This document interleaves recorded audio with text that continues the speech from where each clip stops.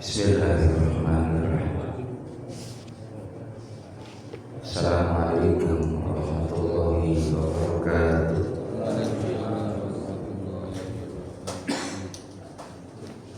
Hamdan wa syukran lillah, salatan wa salam ala rasulillah. Asyhadu an la ilaha illallah wa asyhadu anna Muhammadan abduhu wa rasuluh. Allahumma shalli wa sallim ala sayyidina Muhammad wa ala alihi wa sahbihi ajma'in. Allah ta'ala fi kitabihil karim. Bismillahirrahmanirrahim. Ma kana Muhammadun aba ahadin min rijalikum walakin Rasulullah wa khataman nabiyyin wa kana Allahu bi kulli syai'in 'alima. Wa qala ta'ala aydan fi ayatil ukhra, laqad kana lakum fi rasulillahi uswatun hasanah ila akhir ayat. Wa qala Nabi sallallahu alaihi wasallam, nawiru buyutakum bis-shalah wa qira'atil Qur'an. Sadaqallah, sadaqa Rasulullah sallallahu alaihi wasallam. Para hadirin, para guru-guru yang hadir, yang insyaallah senantiasa dimuliakan oleh Allah Subhanahu wa taala. Kepada kalian Ustaz yang saya muliakan, semoga beliau senantiasa selalu dalam kesehatan lahir dan batin dari Allah Subhanahu wa taala dan dalam keberkahan dari Allah Subhanahu wa taala. Juga kita bersama akhirnya mampu sesuai, semoga beliau senantiasa diberikan kesehatan dari Allah Subhanahu wa taala. Para orang tua yang saya muliakan, tentunya tidak bosan-bosannya kita selalu memanjatkan puja-puji serta syukur kehadirat Allah Subhanahu wa taala atas limpahan taufik hidayah dan barokahnya kita bisa melaksanakan salat subuh secara berjamaah. Semoga langkah kita, waktu kita yang kita pergunakan dalam kebaikan ini menjadikan asbab kita dipilih oleh Allah Subhanahu wa taala untuk memperoleh kemenangan dari Allah. Karena tidak semua orang diberikan kemudahan untuk ibadah. Ada orang yang disibukkan terus dengan dunia, siang malam. Yang ada dalam pikirannya adalah bagaimana memperoleh materi, memperoleh nuqud, memperoleh daripada fulus. Dikumpulkannya yang namanya uang itu sebanyak-banyaknya, seakan hidup lama selama-lamanya, sampai lupa beribadah kepada Allah Subhanahu wa taala. Padahal yang namanya ibadah itu adalah kewajiban kita kepada Allah untuk meraih barokah, meraih ridhonya. Tanpa ibadah kita jauh dari barokah, jauh dari rahmah, jauh daripada taufik, inayah dan ridhonya. Maka sibukkan dengan amal-amal yang soleh, karena sesungguhnya disitulah ada asbab kebaikan buat kita bersama hingga bisa meraih kebahagiaan dunia dan akhirat. Amin ya rabbal. Allahumma shalli ala Muhammad, salawat dan salam semoga terlimpah curahkan keharibaan Nabi kita Muhammad sallallahu alaihi wasallam. Jazakallahu ala sayyidina Muhammad Rasulullah bima huwa ahlu. Kita nih kalau mau membalas jasa Nabi Muhammad tidak akan mampu, maka hanya bisa berterima kasih kepada Allah lalu mengingat-ingat kebaikan jasa Nabi Muhammad. Karena dengan asbab beliau kita bisa menikmati ibadah seperti ini, ya. Dengan asbab beliau, dakwah beliau, Islam sampai di negeri kita yang kita cintai. Kalau dulu dakwah beliau ini yang rahimakumullah siang dan malam, Nabi bagaimana memikirkan umatnya supaya sampai kalimat la ilaha illallah terucap oleh para sahabat, terucap oleh semua umatnya. Bahkan beliau minta kepada Allah, ya Allah, jangan sampai ada umatku yang masuk dalam neraka-Mu ya Allah. Itu bentuk cintanya Nabi Muhammad kepada umatnya. Seringkali beliau berdoa, salimu ummati, salimu ummati, salimu ummati, selamatkan umatku ya Allah, selamatkan umatku ya Allah. Itulah pikiran Nabi kita Muhammad sallallahu alaihi wasallam, pikirin kita. Maka pantaslah kita senantiasa terus mengingat-ingat kebaikan beliau dengan menjaga amaliyah yang soleh, mewarisi kebiasaan yang diamalkan oleh baginda Nabi Muhammad. Di antaranya adalah menjaga sholat di awal waktu seperti ini, sholat berjamaah seperti ini. Ini kebiasaan Nabi Muhammad dan para sahabat. Sahabat itu berlari-lari, bahkan dalam satu riwayat ingin berebut yang namanya sebagai muazzin. Karena ada suatu keterangan itu bisa jadi seorang muazzin itu pahalanya lebih besar daripada imam. Karena dengan adanya muazzin orang pada datang sholat berjamaah. Ya, makanya rahimakumullah, yang penting tadi kita niatkan Allah Subhanahu wa taala. Begitupun ya imam sama juga pahalanya besar. Karena sebanyak jamaah yang mengikutinya, imam juga dapat pahala. Jadi usahakan jangan sampai kita sholatnya ya jauh daripada Pak Imam. Dan umumnya kan begitu Pak, kalau sholat Jumat ya. Sholat Jumat itu kan nyari posisi yang aman, di paling belakang, datangnya duluan. Datangnya belakangan, pulangnya duluan. Nyari posisi yang aman. Dari Jumber kan? Benar.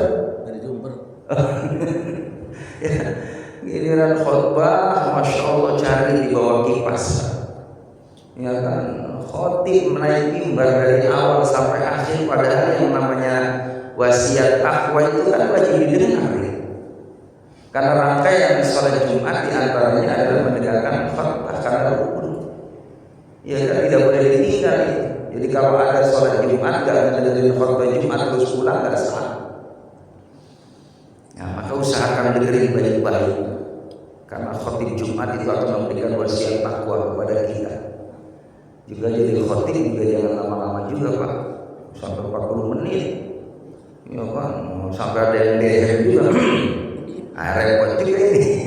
Makanya dituliskan 15 menit khotib menyampaikan khutbahnya. Jadi jamaah Allah, sunnahnya itu khutbahnya singkat, sholatnya agak lama dikit. Begitu itu sunnahnya. Jadi usahakan jangan jauh dari Pak Imam. Kalau bisa di belakangnya Pak Imam itu pahalanya besar. Pertama, kedua, ketiga lah paling tidak. Itu udah lumayan. Ini amaliyah yang dicontohkan oleh baginda Nabi kita Muhammad sallallahu alaihi wasallam. Sampai Nabi berdoa, Allahumma barik li ummati fi bukuriha. Ini doa Nabi Muhammad. Ya Allah, berkahi umatku di pagi hari. Siapa mereka? Yang pagi hari diisi dengan ibadah. Bangun malam hari jam 3, Masya Allah udah ya bergegas untuk toharoh, untuk bersuci, supaya bagaimana kita menghadap Allah Subhanahu wa taala yang maha suci. Karena kita tahu diri yang namanya manusia tempatnya salah dan dosa. Kita malu sama Allah, dikasih nikmat begitu banyak, balasannya bukan taat tapi maksiat kepada Allah Subhanahu wa taala. Maka bagaimana di saat kita menikmati bermacam-macam karunia yang Allah berikan kepada kita, bisa nikmat tidur Pak, ini karunia dari Allah. Banyak orang mau tidur susah tidur, bahkan ketergantungan obat. Mau tidur, minum pil tidur, baru tidur. Padahal sebenarnya kalau kita pengen cepat tidur gampang hadirin, gampang. Ambil air wudu, terus plongin di pikiran, plongin. Biasanya yang susah tidur itu banyak pikiran Pak. Belum dilakukan besok udah direncanain sama kita. Besok mau, ya kan? Seandainya tafakur alam, mau refreshing, mau tidur jam orang udah dibayangin. Tuh saya ngeluarin mobil, nanti di bagasi siapin macam-macam tuh, bawa rendang, ya kan? Tuh bikin bawa air hangat, terus lagi persiapan kopi. Tuh udah disiapin tuh, direncanain. Nanti habis itu saya berangkat istirahat di sono. Dibayangin terus saya jalan-jalan di sono dan lain sebagainya. Padahal itu mantan aja. Kadang sampai lupa rangkaian sunah-sunah menjelang tidur sampai nggak dibaca.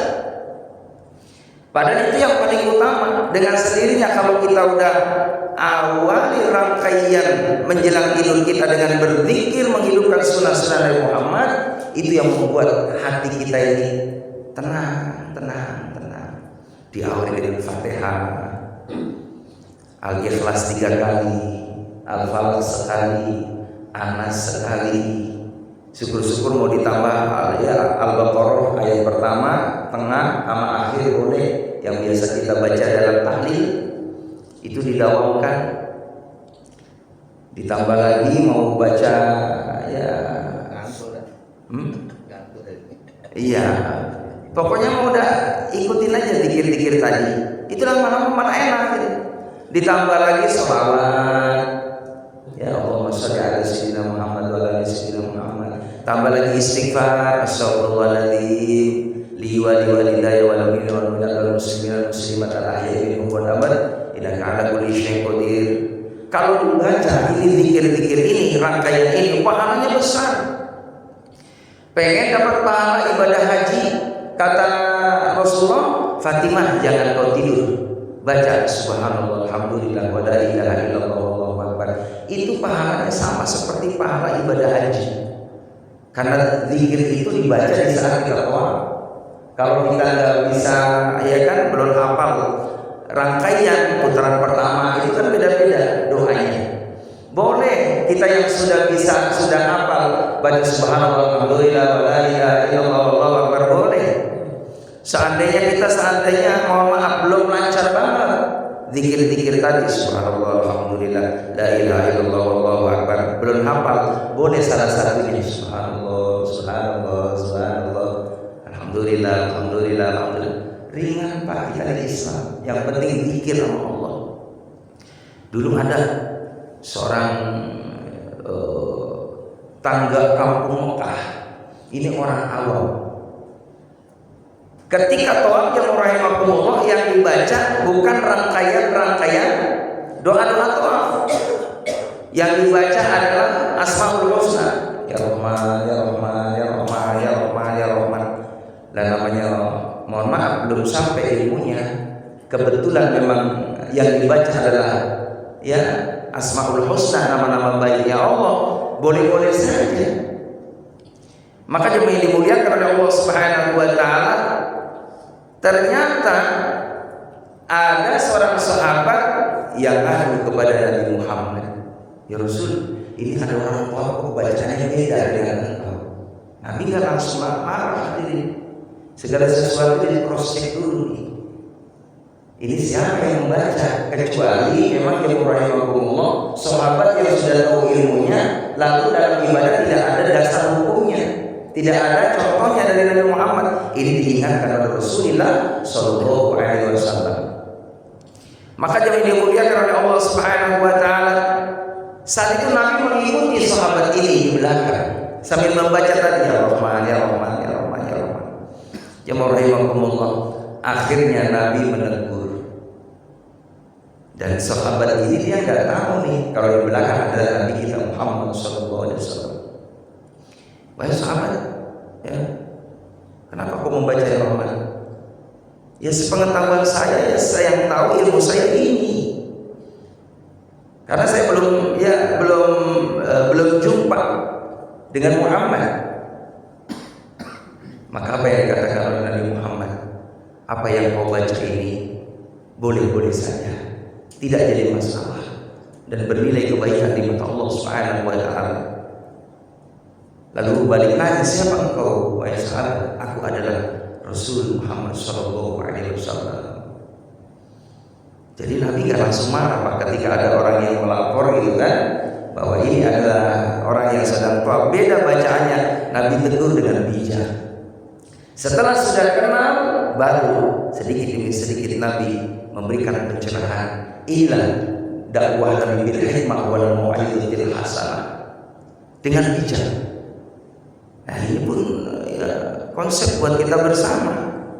Ya, bagaimana menghadapi saudara-saudara kita yang beda, ya mungkin pemahaman ataupun cara-cara yang lain, kita tidak menyikapi dengan yang tidak baik, tapi perlu kita ajak diskusi yang baik supaya bisa mengambil jalan yang bijak.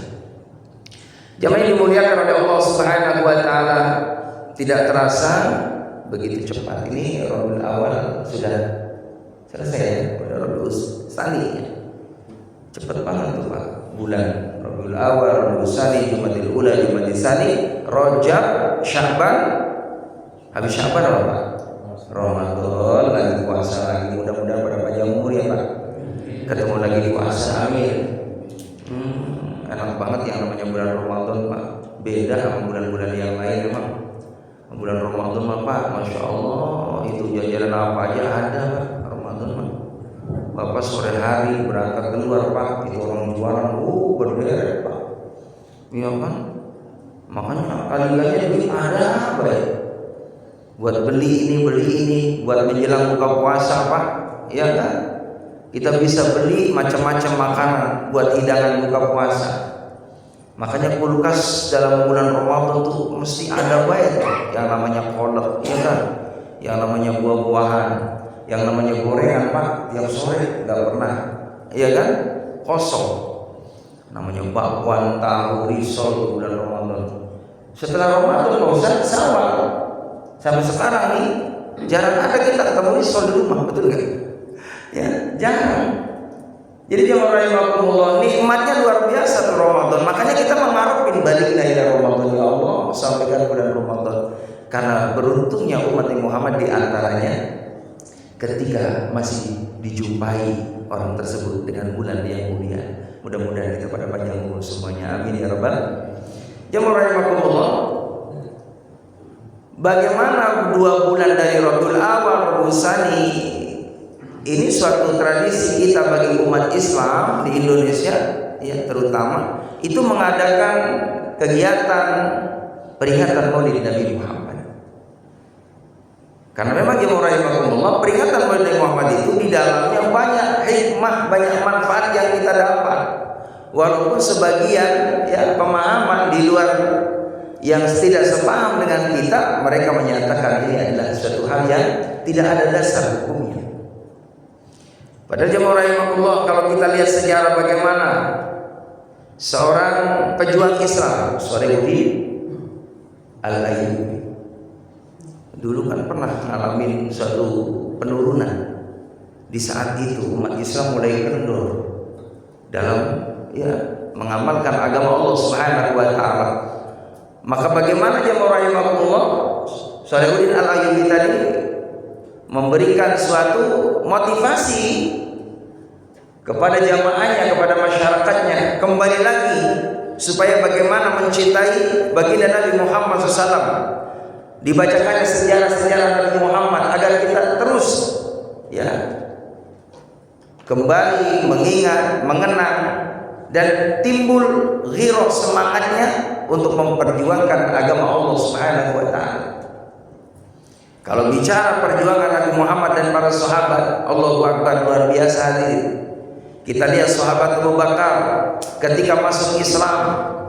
Ternyata apa jemaah rahimakumullah, Abu Bakar memberanikan diri masuk ke Masjidil Haram. Masuk ke Masjidil Haram menyatakan kepada pemuka-pemuka kafir Quraisy, wahai pemuka kafir Quraisy, saksikan bahwa aku Abu Bakar telah mengikuti Nabi Muhammad, telah mengikuti Muhammad, ajakan Muhammad, agama Muhammad. Jemaah rahimakumullah, Maka dakwahnya Abu Bakar kepada pemuka-pemuka Quraisy, di situ ada Abu Jahal, Abu Lahab, bukan direspon hadirin, bukan disambut, tapi sebaliknya disambiti, Pak.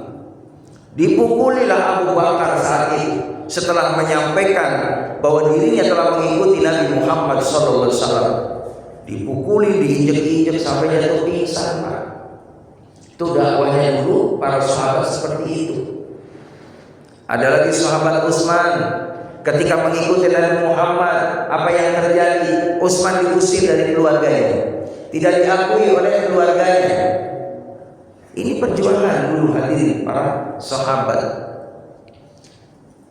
Termasuk baginda Nabi Muhammad SAW. Beliau itu yang rahimakumullah memang dari remaja, dari masa bujangan, beliau seringkali datang ke Masjidil Haram, sebelum turunnya daripada tugas kerasulan beliau. Dulu Nabi Muhammad rajin ibadah, Pak. Beliau sering ke Masjidil Haram. Bahkan dalam suatu keterangan, pertama kali perintah kepada Nabi Muhammad sebelum sholat 5 waktu adalah sholat tahajud. Aqimis shalah liduluki syamsi ila ghasaqil lail wa qur'an al-fajr inna qur'an al-fajr kana mashhuda wa min al-laili fatahajjat bihi nafilatan laka asa yab'atsaka rabbuka maqaman mahmuda. Jadi kata Nabi, sebelum perintah sholat 5 waktu, maka Nabi melakukan ibadah sholat, tapi sholatnya sholat malam. Makanya beliau jamaah rahimakumullah seringkali melakukan qiyamul lail, bahkan semalam suntuk, Pak. Beliau jamaah rahimakumullah mempercepat tidurnya supaya nyaman bangun di tengah malam. Karena kalau kita begadang, mohon maaf, tidurnya larut malam, Pak, badan gak enak di bawahnya, gak enak. Kecuali orang yang sudah terbiasa, ya Pak, sudah terbiasa. Kalau para kiai, mohon maaf, dakwah kadang pulang sampai malam, istirahatnya sebentar, jam 3 udah bangun. Habis itu berangkat lagi, ngajar lagi. Tapi Allah berikan kekuatan karena keberkahan dalam kesehatannya. Tapi kalau nggak biasa, jamaah rahimakumullah, tidur jam 1 malam, seandainya bangun nih, ya kan, jam 3, jam 4, badan kurang stabil. Maka Nabi karena sudah terbiasa mempercepat tidurnya, beliau supaya cepat pula bangun malamnya. Di saat orang pada tidur, jamaah rahimakumullah, beliau sudah bangun malam, sudah ibadah kepada Allah Subhanahu wa taala. Bahkan Nabi sampaikan, amalkan ini, amalan yang bisa menyebabkan kita masuk surga Allah. Afsus salam wa it'amut ta'am, ya, wa naumu wa sallu bil laili wa nasniyam. Terus yang keempatnya adalah wasilul arham, tadkhulul jannah bisalam. Jadi kata Nabi yang rahimakumullah, kalau kita pengen masuk surganya Allah dengan mudah, maka pertama adalah afsus salam, tebarkan salam. Ini akhlak Nabi Muhammad.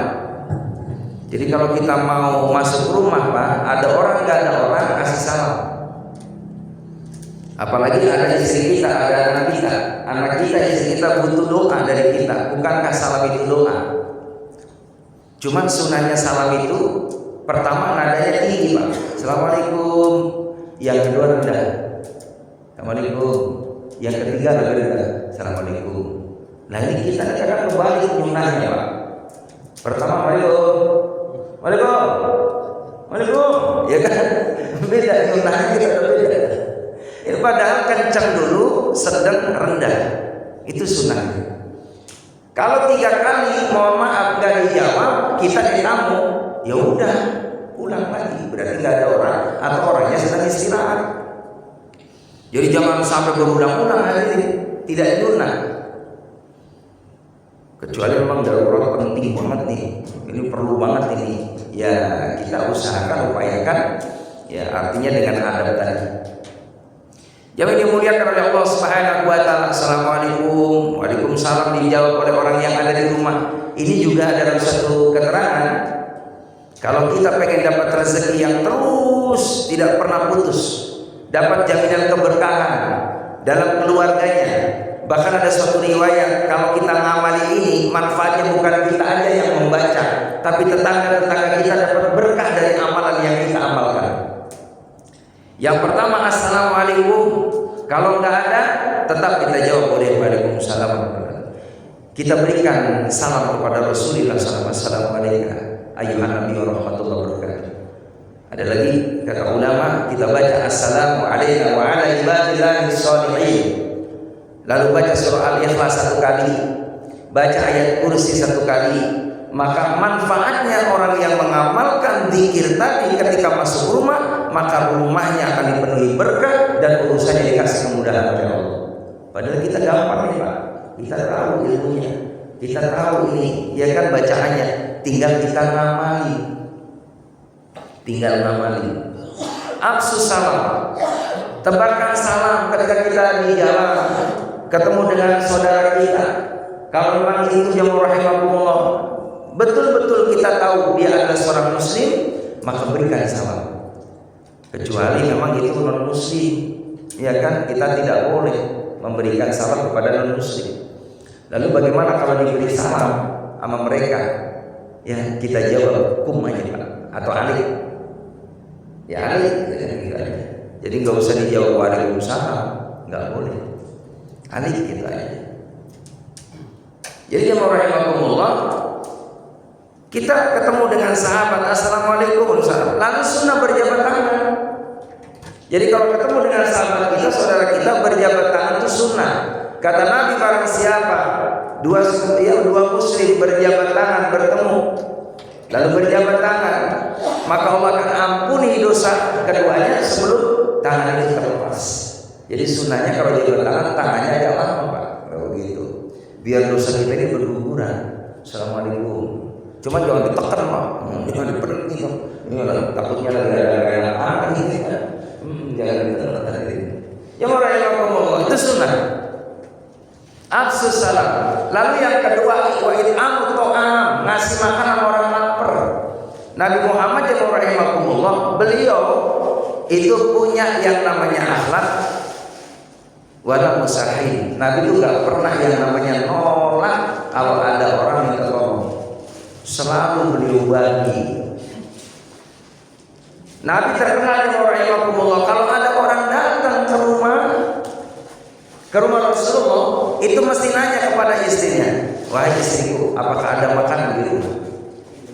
Si fulan datang ke kita, ya, mereka butuh dibantu oleh kita.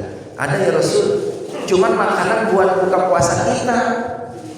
Kata Nabi, kasih aja, gak apa-apa. Nanti kita mah biar sisain aja, 1 korma aja, nanti kita potong berdua. Itu Nabi saking pedulinya kepada para sahabat. Makanya ada sahabat yang menyatakan, di saat aku berkumpul dengan Rasulullah, kehadiran Rasulullah itu sangat membawa manfaat bagi kami semua, kata para sahabat. Karena Nabi itu Pak suka berbagi. Nabi kalau punya makanan gak pernah diumpetin, gak pernah sisa di rumah, gak pernah ditaruh di rumah, didiemin di rumah, diinepin ya di rumah, enggak, punya makanan bagi. Dan seringkali Nabi pun banyak yang berbagi. Jadi benar Pak, kalau kita sering berbagi, Allah pasti banyak bagi kita.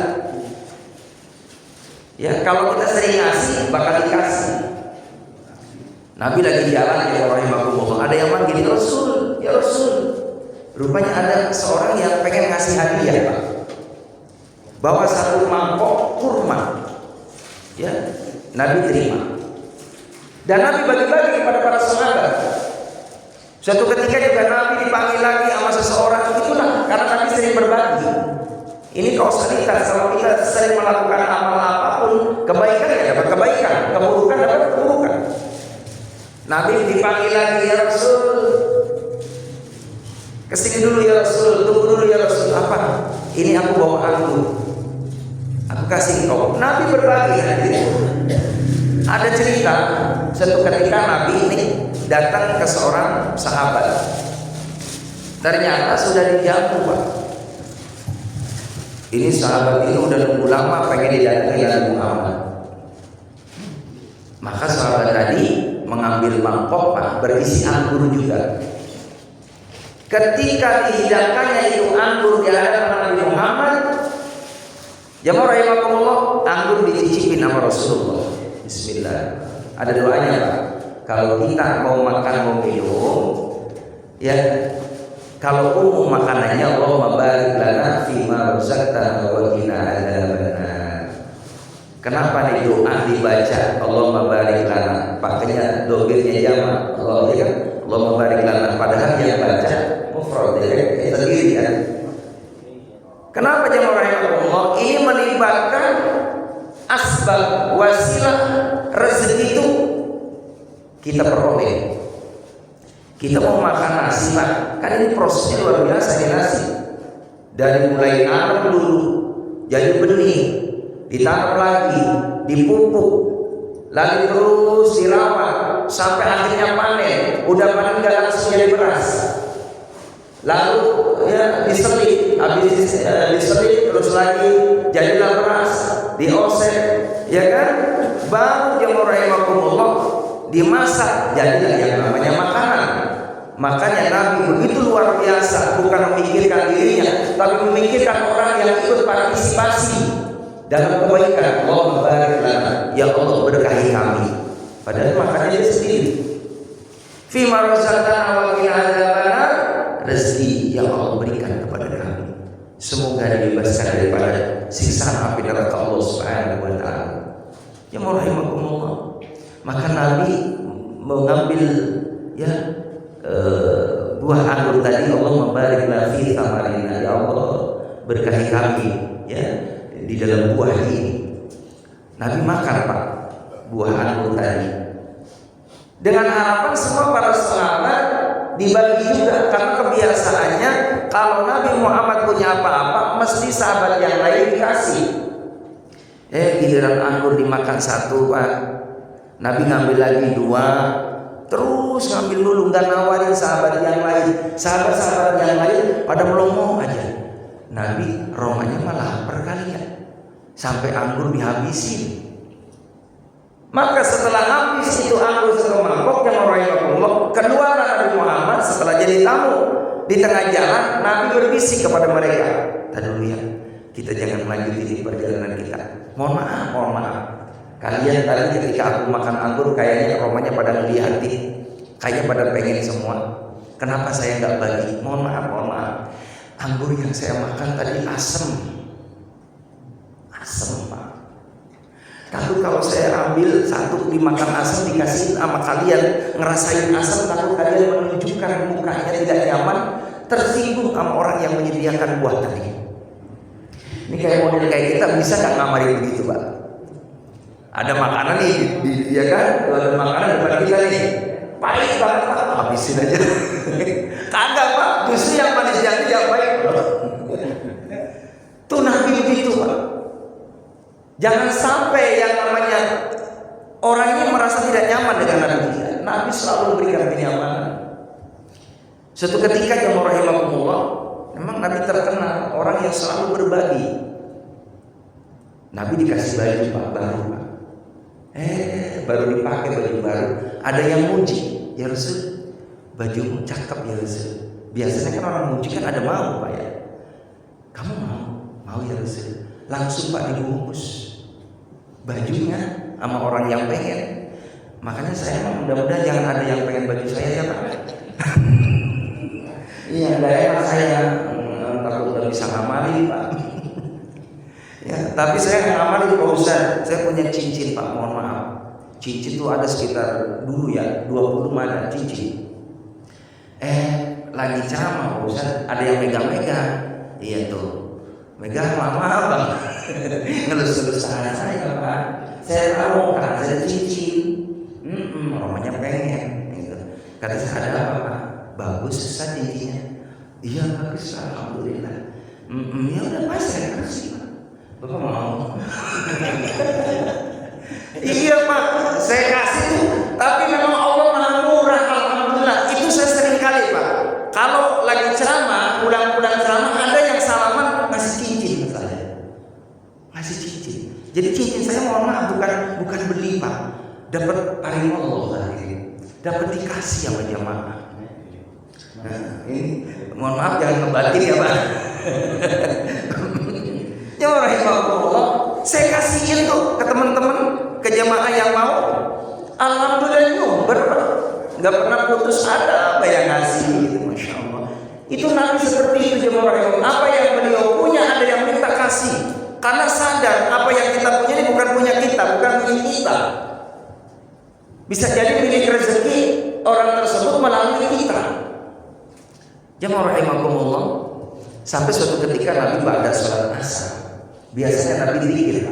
Jadi mohon maaf, zikir itu dicontohin sama Rasulullah. Kenapa beliau habis salam, beliau ngadep ke belakang? Itu mandu zikir hadirin. Mandu zikir, makanya ada rangkaian kan? Astagfirullahaladzim alladzi la ilaha illa huwal qayyum wa atubu ilaihi. La ilaha illallah wahdahu la syarika lahu lahul mulku wa lahul hamdu wa huwa ala kulli syai'in qadir. Allahumma ajirna minan nar. Itu ada hadisnya semuanya. Allahumma antas salam wa minka salam sampai selesai. Supaya jamaahnya yang belum hafal sahabat pada hafal. Begitu. Yang penting ya wajar lah, jangan kenceng-kenceng banget. Takut ada imam masuk gitu kan. Atau ada orang yang belakangan, tapi kita kencang banget. Astagfirullahaladzim, alladzi la ilaha illa huwa sederhana aja. Astagfirullahaladzim, alladzi la ilaha illa huwa ilaihi bareng-bareng. Subhanallah, subhanallah, subhanallah. Enak aja. Itu hikmahnya Nabi nengok ke belakang, sunnah. Jadi imam nengok ke belakang kalau udah selesai. Hikmah yang keduanya lihat barangkali ada sahabat yang biasa datang nggak datang. Nabi respect betul hadir. Nabi benar-benar ini pengen tahu masalahnya apa nih sahabat nggak datang jamaah. Ditanya aja orang yang ngomong, ya Rasul ini nggak datang sakit ya Rasul. Yuk kita jenguk. Itu hikmahnya Pak Imam nengok ke belakang. Takut ada biasa yang rutin jamaah sakit ditengok hadirin. Karena kalau ada orang sakit Pak, ditengok ya Allah jadi obat. Cuma jangan nengok doang. Kalau ada rezeki mah bawa jeruk 5 kilo mah. Ya itu kan buat obat juga Pak. Buat obat juga kalau ada rezeki mah. Lagi timbang kurunan gitu kan, satu orang 5.000 kan lumayan dapat 100.000. Bisa 1 kilo gitu kan. Enteng Pak kalau kita bawa barang enteng apa-apa tuh. Begitu, jangan kita datang ke orang sakit gak bawa apa-apa, udah merembet lagi. Sakit udah lama, udah 3 hari. Apa yang dirasa? Ya pada sakit, sama pahit. Ya pahit lah, orang gak bawa apa-apa situ. Jadi jangan dimuliakan oleh Allah Subhanahu wa taala. Lalu ada yang memandu doa kata Nabi, Allahumma rabbana zalibal bashi ishfi anta syafi la shifa illa shifauka shifaan la yughadiru saqama. Ada yang bikin doa, ngedoain orang yang sakit juga ngedoain sama orang yang datang. Mudah-mudahan terima kasih ya kehadirannya, biar kalian juga semoga dikasih sehat juga pada berkah. Itu doanya mustajab orang yang sakit tadi Pak. Terus yang ketiga, adabnya orang menjenguk orang yang sakit, kasih motivasi. Sakitnya apa? Wah ini tipes, insya Allah sehat. Insya Allah sehat. Iya sehat. Begitu Pak. Jangan sakitnya apa tipesnya? Bahaya tipes mah bahaya benar. Tetangga saya tipes kayaknya lama. Ini kan bikin dong Pak. Bikin dong. Iya kan? Jadi kasih motivasi. Syukur-syukur kita pengalaman dari luar kita bawa. Oh, kelapa hijau. Ya, ntar saya beliin. Mana bagus Pak begitu. Daripada orang tadi udah masya Allah gitu kan lagi kia gitu lagi bingung dikasih ya supportnya nggak positif, malah repot urusannya gitu. Jadi terus ngasih motivasi dan ngasih harapan bahwa insya Allah sahabat kita yang dijenguk ini sehat. Yang ini dimuliakan oleh Allah Subhanahu wa taala. Nabi ada yang datang dan kebetulan nanya kepada istrinya enggak ada apa-apa di rumah. Wah istriku, ini ada orang datang ke kita nih butuh makanan. Enggak ada ya Rasul. Akhirnya orang tadi yang datang gini aja. Situ nanti datangnya ke putri saya, rumahnya sekolah. ke Fatimah. Disuruh sama saya apa yang punya, tolong kalau ada kasih buat bantu situ, bilang dari ayahnya. Jemaah rahimakumullah, yang namanya anak soleha dari ayah yang soleh Pak, ngikutin. Makanya kita biasa ini ngasih contoh ke anak-anak kita seperti itu Pak. Jadi kalau punya rezeki nih, kamu nanti ke toko sono, ke warung ya, beli ciki 10, teman situ mana? No itu ada berapa? 10. Kasihin satu-satu. Contohin kebiasaan berbagi. Begitu. Jangan malah sebaliknya. Kita mau kemana? Ke warung. Jangan makan di sana.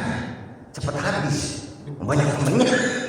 Ini kan udah nyontohin bagus. Apalagi mohon maaf ada pengamen gitu kan. Kalau ada rezeki kasih 20 kasih. Ya kasih 2000 untuk pengamen. Ini ajaran yang baik yang rahimahullah, bukannya masuk ada pengamen sebelah ada pengamen masuk. Ini kan gak nyaman hati. Kalau kita ada apa ruginya sih ngasih uang 2.000, ngasih uang 5.000, padahal kita mohon maaf ada puluhan ribu. Alhamdulillah kita nasibnya tidak seperti mereka yang saat ini mohon maaf panas-panas gitu kan, depan rumah orang minta ya belas kasihan. Jadikan pelajaran buat kita bersama. Ya udah kalau begitu saya langsung ke Fatimah, kata orang tadi. Assalamualaikum. Waalaikumsalam. Wahai Fatimah, aku disuruh Muhammad untuk minta ya bantuan dari kamu. Apa yang kamu punya? Oh iya ada. Saya cari-cari tadi di dapur. Di dapur nggak ada ternyata hadir. Karena ini orang butuh banget. Siti Fatimah lihat di lemari ada kalung jamaah rahimakumullah. Kalung ini dikasih oleh baginda Nabi Muhammad sallallahu alaihi wasallam.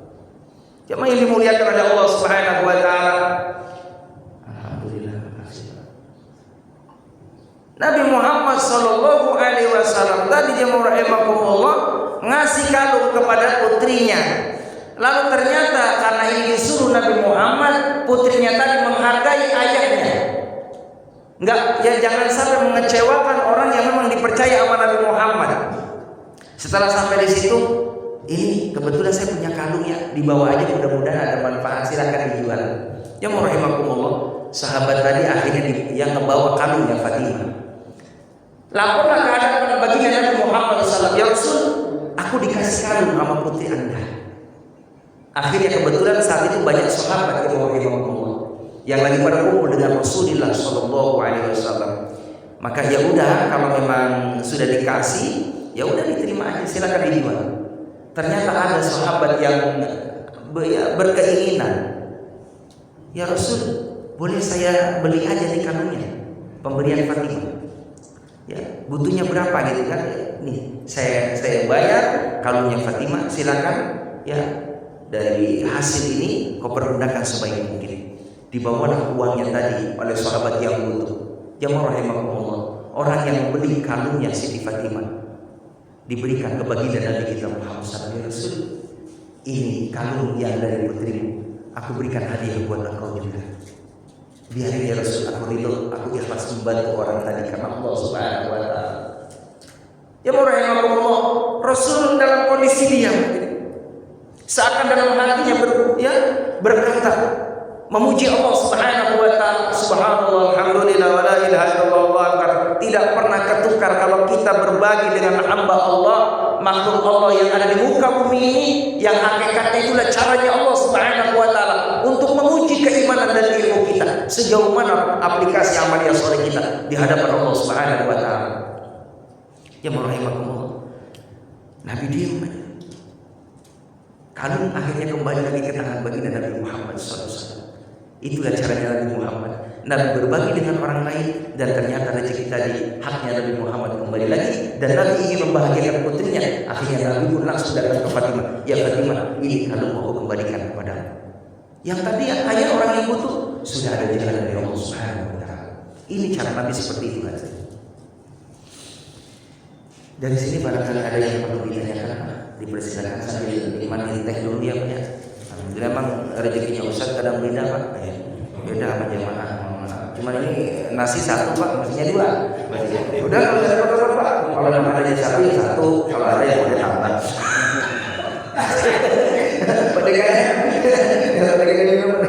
Masya Allah.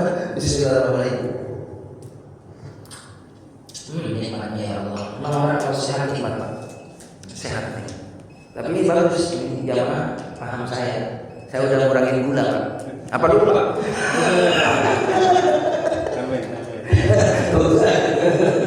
Silakan Pak, kalau ada yang mau nanya dipersilakan. Allahumma shalli ala Muhammad.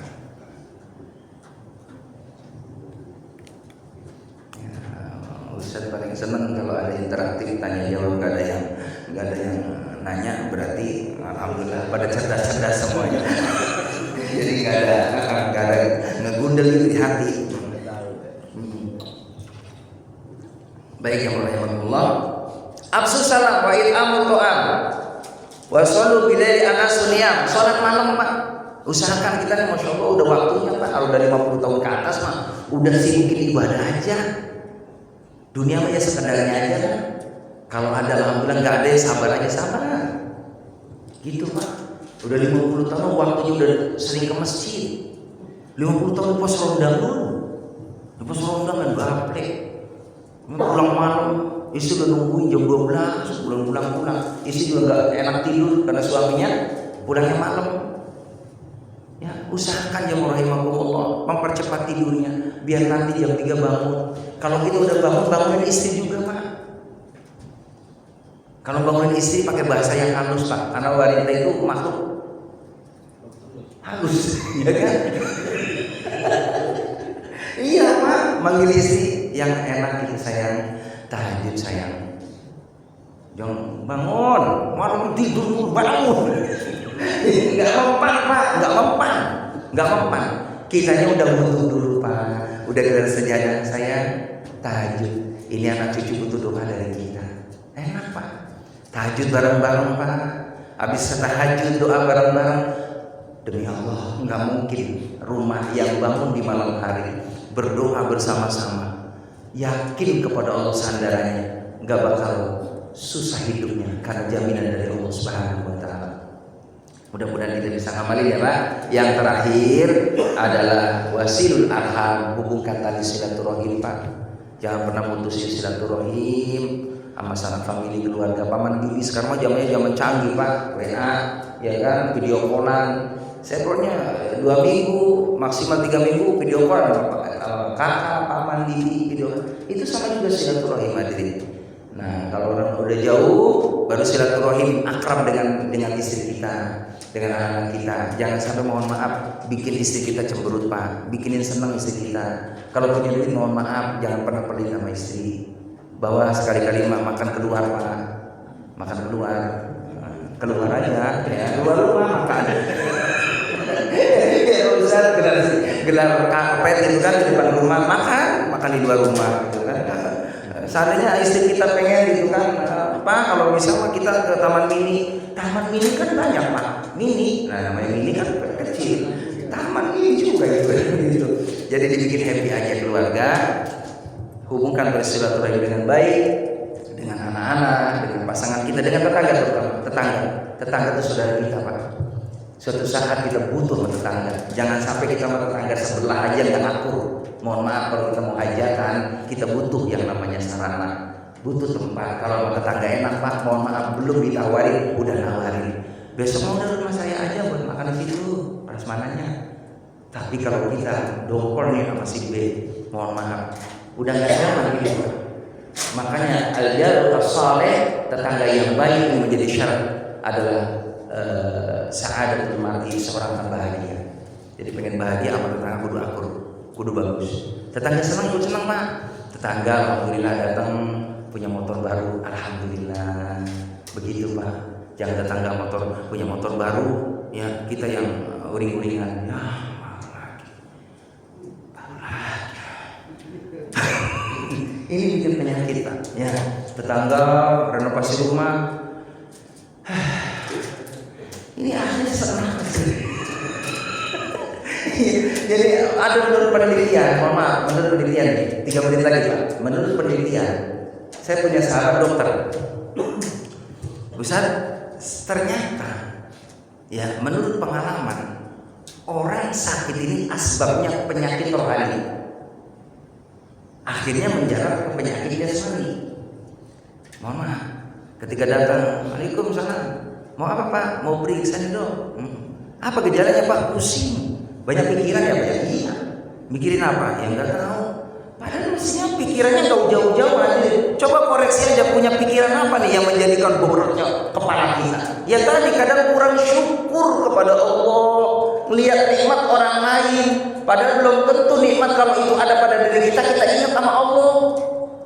Nanti ada waktunya, kalau kita udah jadi orang syukur, mohon maaf, nggak lama-lama rezeki itu pasti bakal sampai ke kita. Amin ya rabbal.